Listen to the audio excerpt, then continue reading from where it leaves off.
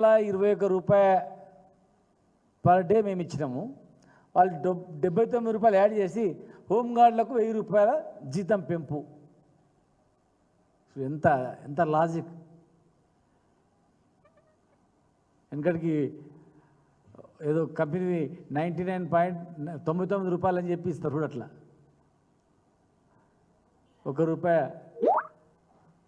మినాయింపించడం అన్నట్లు. రివర్స్లో 79 రూపాయలు ఇచ్చిందని చెప్పకుండా 1000 రూపాయలు పెంపు అని చెప్పిండ్రు. మేము అధికారంలో ఉన్నప్పుడే ఆటో డ్రైవర్లకు, లారీ డ్రైవర్లకు, జర్నలిస్టుతో సహా హోంగార్డులో కూడా ప్రమాదవశాత్తు చనిపోతే వాళ్ళకు 5 లక్షల ఎక్స్గ్రేషియా ఇస్తామని చెప్పినాం. దాన్ని ఇప్పుడు ప్రకటించుకుంటున్నాం 5 లక్షల రూపాయలు ఇస్తామని చెప్పేసి. ఇక పరేడ్ అలవెన్స్ 100 రూపాయల నుంచి 200 అని చెప్పి పెట్రోల్ కూడా సరిపో. ఒక్కటి హోంగార్డ్ మిత్రులు కానీ ఉద్యోగస్తులు కానీ, తెలంగాణ మేము రాకముందు 9000 రూపాయలు ఉండే హోంగార్డ్స్.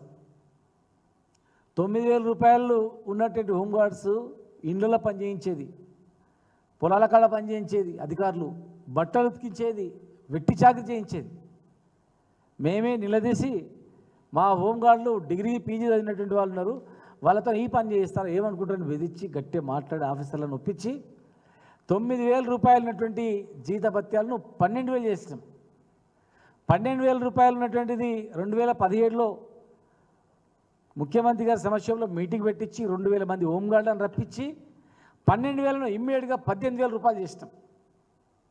18000 రూపాయలు చేసిన వెంటనే మళ్ళీ 2000 సంవత్సరంలో కూడా మళ్ళీ ఒక మీటింగ్ పెట్టించినాం. మీటింగ్ పెట్టించి ప్రతి సంవత్సరం 18000 నుంచి ప్రతి సంవత్సరం 1000 రూపీస్ మీకు ఇంక్రిమెంట్ ఇస్తామని చెప్పి ప్రకటించినాం. ప్రకటించిన తర్వాత 2021 సంవత్సరంలో అప్పటికి 21000 వచ్చింది జీతం వాళ్ళకు.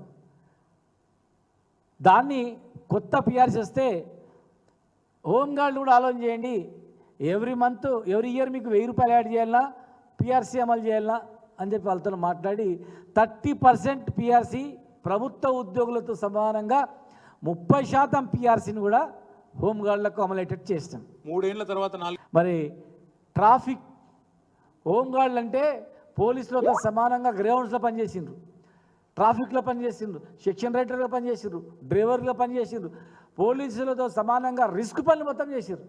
చాలామంది అడవులలో పోయి నక్సలైట్లతో చనిపోయినరు, మందుపాత్రలో చనిపోయినరు. కానీ ఎవరు పట్టించుకోలే, వాళ్ళ జీవితాలు బాగు చేయాలి ఎవరు ఆలోచన చేయలే. ఎందుకంటే నేను హోంగార్డుల అధ్యక్షునిగా ఉంటేప్పుడు ఈ గవర్నమెంట్ పోయిన తర్వాత నేను అధ్యక్షునిగా ఉంటే నా మీద మళ్ళీ ఈ గవర్నమెంట్ మీద కోపం మేము తీస్తారు బాబు, నేను పక్కా జరిగితే ఎవరైనా పెట్టుకోండి, లేకపోతే కామ్ ఉండండి, మళ్ళీ అధికారంలో వచ్చిన తర్వాత మళ్ళీ మేము వస్తాం, అధికారంలో వచ్చిన తర్వాత మళ్ళీ మేమే ఉంటాం, మీకు తెలంగాణ ఉద్యమంలో ఎట్లయితే అండగా ఉన్నామో ఆ సంఘాలకు మేమే ఉంటాం, ఏం భయపడకండి, మీరు పని చేసుకోండి అని చెప్పినాం. ట్రాఫిక్ పోలీసులకు కూడా 30% రిస్క్ అలవెన్స్ ఇప్పించినాం. 10 సంవత్సరాల క్రితం 9000 జీతభత్యాలు ఉన్నటువంటి హోంగార్డుల జీతాలు అదే ట్రాఫిక్ పోలీస్ స్టేషన్లో పనిచేసే హోంగార్డులకు 35,000 జీతమైంది. 35,000 రూపాయలు. 9,000 ఎక్కడ, 35,000 ఎక్కడ అంటే ఎంత ఎంత వ్యత్యాసం చెప్పండి. 9,000 ఉన్న జీతాలను 35,000 వచ్చినాయి. వాళ్ళకు గౌరవంగా పోలీసులతో సమానంగా డ్రెస్ అలవెన్స్ కూడా ఇచ్చినాం మేము. ముఖ్యంగా ఉమెన్ హోంగార్డులు అయితే వాళ్ళు రాకపోతే జీతాలు రాకుంటుండే, ప్రెగ్నెన్సీ ఉమెన్ డెలివరీకి పోతే వాళ్ళ జీతాలు రాకుండే.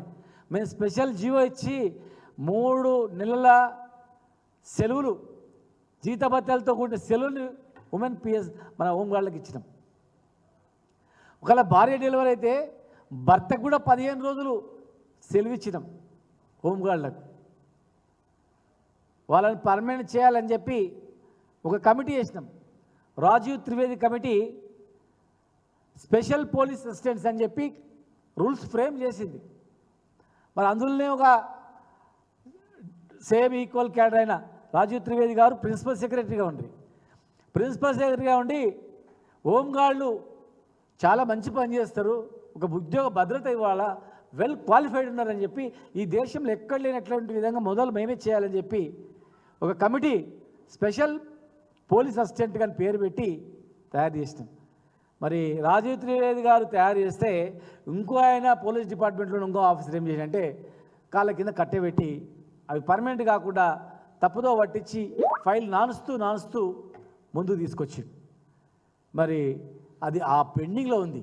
మేమేమనుకున్నామంటే ఈ ప్రభుత్వం హోంగార్డులకు శుభవార్త ఇస్తుందంటే ఒక మాజీ అధ్యక్షునిగా వాళ్ళ వెల్ఫేర్ చూసిన వ్యక్తిగా తెలంగాణ ఉద్యమంలో వాళ్ళని కూడా పాల్గొన్నటువంటి ఉద్యమకారులు చూసి స్పెషల్ పోలీస్ అసిస్టెంట్లు అనేటివి వాళ్ళకి ఇస్తారేమో ఆర్డర్స్ అనుకున్నాం, వాళ్ళు పర్మనెంట్ చేస్తారేమో అనుకున్నాం. రవీందర్ అనే ఒక హోంగార్డ్ చనిపోతే ఇదేవి పెద్దలు ఈనాటి ముఖ్యమంత్రి గారు కూడా గాంధీ హాస్పిటల్కి వెళ్ళి మేము అధికారంలోకి వచ్చిన 3 నెలల్లో హోంగార్డులను పర్మనెంట్ చేస్తామని చెప్పారు. మరి గాంధీ హాస్పిటల్ దగ్గర పర్మనెంట్ చేస్తామని చెప్పినటువంటి మాట ఎక్కడ పోయింది? చాలామంది మా హోంగార్డులు నిజంగా ఈ ప్రభుత్వం అధికారంలోకి వస్తే 3 నెలలే చేస్తామంటారు కదా, 3 నెలలనే మీరు పర్మనెంట్ అవుతారేమో అని చెప్పి ఆశతో కొంతమంది హోంగార్డు కుటుంబాలు మీకు ఓట్లు వేసిండ్రు. మరి గాంధీ హాస్పిటల్లో మీరు మాట్లాడిన మాట తప్పి వాళ్ళని పర్మనెంట్ చేయకుండా 79 రూపాయలు పెంచి 1000 రూపాయలు చేసినామంటే అదేం అర్థమో అదేం లాజిక్ మాకు అర్థం కాలే. చనిపోయినటువంటి వాళ్లకు కారుణ్య నియామకాలు ఉన్నాయి, అవి మొత్తం ఆర్డర్స్ ఇస్తారనుకున్నాం, ఇవ్వలే. అసెంబ్లీలో చాలామంది మేము అధికారంలోకి వస్తే చిన్న కారణాల వల్ల ఆంధ్రప్రదేశ్ గవర్నమెంట్లో ఉద్యోగాలను తొలగించినటువంటి హోంగార్డులను 1500 1400 ఉన్నారు, అందరిని మేము వెంటనే తీసుకుంటామన్నారు. మరి ఆ కుటుంబాలు కూడా మీకు ఓటేస్తే మరి అవన్నీ ఏమైనాయి? ఉట్టి మాటలేనా? ఈరోజు నేను డిమాండ్ చేస్తూ ఉన్నా, ఆ రోజు మేము గవర్నమెంట్లో ఉన్నప్పుడు ఆనాటి principal secretary special police assistants అని వీళ్ళని పర్మనెంట్ చేయాలని చెప్పినటువంటి ఫైల్ చేసి వాళ్ళని వెంటనే పర్మనెంట్ ఆర్డర్స్ ఇవ్వాలి. గాంధీ హాస్పిటల్ దగ్గర మీరు ప్రమాణం చేసినటువంటి మాటను గుర్తుపెట్టుకొని వెంటనే వాళ్ళకు పర్మనెంట్ అయ్యేటట్లు హోంగార్డులకు పర్మనెంట్ ఉద్యోగాలు ఇవ్వాలి. రోస్టర్ సరిపోతే కూర్చునే పెట్టండి. ఒకవేళ రోస్టర్లో సరైనటువంటి సూటబుల్ క్యాండిడేట్స్ లేకపోతే తర్వాత మీరు చాలా వేకెన్సీస్ కూడా ఉన్నాయి, తీసుకోవచ్చు, వీళ్ళని వాడుకోవచ్చు, చేయండి. చనిపోయినటువంటి హోంగార్డుకు 10 లక్షల రూపాయలు ఎక్స్గ్రేషియా ఇవ్వండి. రిటైర్డ్ అయినటువంటి హోంగార్డుకు 10 లక్షల రూపాయలు ఇవ్వండి.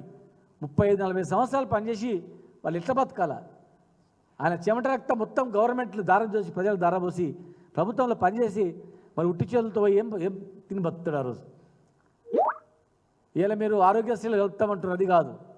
పోలీసు ఉద్యోగులకు పోలీసు అధికారులకు ఏ రకమైనటువంటి భద్రత ఉందో ఆరోగ్య భద్రత హోంగార్డులకు కూడా ఇవ్వాలా. స్పెషల్ పోలీస్ అసిస్టెంట్లుగా నియామకాల వాళ్ళకు ఆర్డర్స్ ఇవ్వాలా, పర్మనెంట్ చేయాలా. 10% ఇప్పుడున్నట్టు జీతభత్యాలకు మీరు 10% పెంచి ఇవ్వాలా. చనిపోయిన వాళ్ళకు 10 లక్షలు ఇవ్వాలా. ప్రమాదవశాత్తు మరి రిటైర్మెంట్ 10 లక్షలు ఇవ్వాలా. కారుణ్య నియామకాలు వెంటనే చేపట్టాలా. మరి మీరు దాదాపు 1500 మంది హోంగార్డులు మీరు తీసుకుంటామన్నారు గవర్నమెంట్ రాగానే. ఆంధ్రప్రదేశ్ గవర్నమెంట్లో చిన్న కారణాలు వాళ్ళు తీసుకోలేకపోయారు, మేము కూడా వాళ్ళని తీసుకుందాం అనుకున్నాం. పోలీస్ అధికారులే రకరకాలుగా అడ్డగించారు. మరి మీరు చేస్తామన్నారు కదా, వెంటనే వాళ్ళకు కూడా చేయాలి. కనుక ఇచ్చిన మాట నిలబెట్టుకోవాలని మరి ప్రభుత్వ ఉద్యోగులకు కూడా ఇచ్చినటువంటి ఇంకా మిగిలిపోయినటువంటి పెండింగ్ డిఏలు కూడా మిగతా డిఏలు కూడా వెంటనే విడుదల చేయాలంటే అని చెప్పని హోంగార్డులను వేధించి భయభ్రాంతులకు గురి చేయాలని చేస్తే మాత్రం బాగుండదు.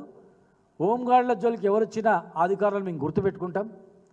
హోంగార్డులకు ఒక అసోసియేషన్ రూమ్ ఉండాలని చెప్పి డీజీపీ ఆఫీస్లో మేము ఆనాడు డీజీపీ గారు చెప్పి హోంగార్డ్ అసోసియేషన్ వెల్ఫేర్ గురించి ఒక రూమ్ కేటాయించినాం, పెద్ద హాల్ కేటాయించినాం. వాళ్ళకు తాళాల చేతులు ఇవ్వకుండా వేధిస్తూ ఉన్నారు. క్రమశిక్షణ పేరు మీద ఇలాంటి వేధింపులు తగునా? వాళ్ళు మనుషులు గారా హోంగార్డులు? హోంగార్డులకు మేము ఇచ్చిన అసోసియేషన్ను మీరు తాళం వేసుకోవడం ఏంది? హోంగార్డులకు ఎవరు లేరు, వాళ్ళతో వెట్టి చాకరీ చేసుకుందామని మీరు అనుకుంటూ కాక, ఏ పోలీస్ అధికారి అయితే హోంగార్డులను వేధిస్తాడో, హోంగార్డు కుటుంబాలను వేధిస్తారో ఆ పోలీస్ అధికారిని మేము గుర్తుపెట్టుకుంటాం, దానికి తగ్గట్లు మేము చేస్తాం. దయచేసి మరి పోలీస్ డిపార్ట్మెంట్లో కూడా మంచి అధికారులు, పోలీస్ అధికారుల సంఘం కూడా ఉంది, మంచిగా పనిచేస్తూ ఉంది. మీరు పోలీస్ డిపార్ట్మెంట్కే కాకుండా హోంగార్డుల వెల్ఫేర్ కూడా గతంలో మాదిరిగా మీరు పట్టించుకొని ఇవన్నీ కూడా చేయాలని చెప్పని మేము డిమాండ్ చేస్తూ ఉన్నాం. ఇచ్చిన హామీలన్నీ నెరవేర్చాలని చెప్పి మేము డిమాండ్ చేస్తున్నాం. హోంగార్డులను వేధించినట్లయితే ఖచ్చితంగా ఎవరిని కూడా మేము వదిలిపెట్టాం. చదువుకొని ఉన్నతమైన చదువుకొని కూడా మరి ఉద్యోగం దొరకక ఏదో ఉద్యోగం చేసుకుంటున్నారు. మరి వాళ్ళు క్రమశిక్షణతో చేస్తున్నారు, పోలీసులకు సమానంగా పనిచేస్తున్నారు.